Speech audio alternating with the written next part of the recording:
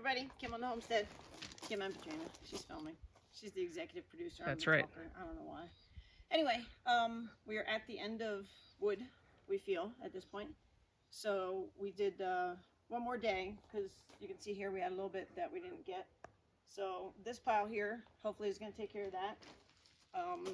We knew we had to get a little bit more, but we didn't want to just go work for an hour, so we did a normal 4-hour trip. And we ended up coming home with this as well. So that'll get split up and spread across the top, and we'll get it done. So it ended up being 6 4-hour days of working. Of cutting. Cutting. So 6 4-hour days of cutting. And then it takes us about 2 hours to split this much, which is not bad because we have our splitter. We've had that for like 15 years, Katrina? I think so, yeah. And we got that in a barter trade for work thing from Christina and Denise.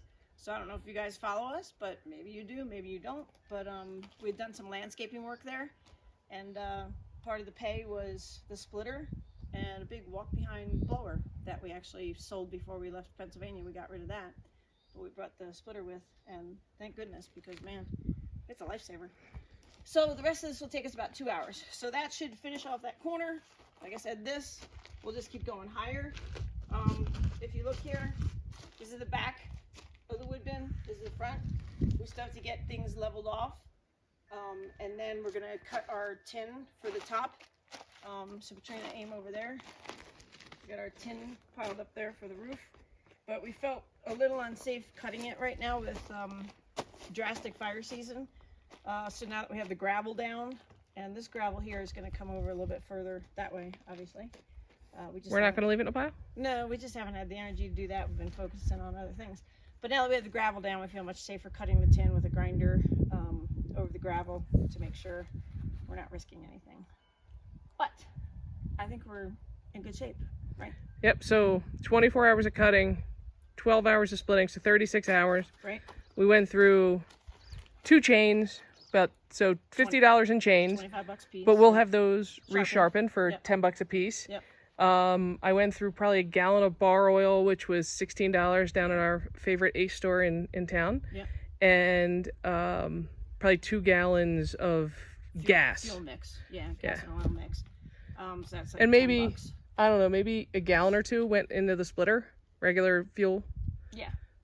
Not it doesn't actually use a lot of fuel. No, so we get a full hour of splitting out of 1 tank of gas, the little tank that's on there. So not bad. I mean, last year we paid $1,000, and we didn't. This is going to wind up being at least 7 cords. More than that. Well, I said at least. Yes. And last year we paid $1,000 for 5, and we wound up going into some stuff that we split ourselves. Right. You know, so. So a little hard work, and we don't mind. But it wasn't bad. I mean, it was in the 90s. Yesterday was our last day of cutting. It wasn't bad. You were strategic. You put us in the shade all the time. Yep. Which kept my whining down to a minimum. Worked 11 to 3. Right on the dot, and called it quits. And then we've been splitting in the evening after the sun kind of sets over here. So yeah, like 8 to 10. We can split all the way up until 10 o'clock. It's light. It's awesome. But we want to make sure that we got this done before we went to Pennsylvania, and we felt really good about it and put that to bed. When we get back in the fall, then October, November, even into December, we'll be cutting our 32. We opted to now do 32-inch logs. They'll fit perfectly in the splitter. They'll cut in half because we do 16-inch logs for our stove. Fit perfectly in the Ranger. What did I say? The splitter. Well, yeah, Yeah, I do. So yes, they fit in the Ranger nicely, and then we'll bring them back. 32 inches will not fit in the splitter. No, it'll be close. No. And then we'll just start piling them up along the side.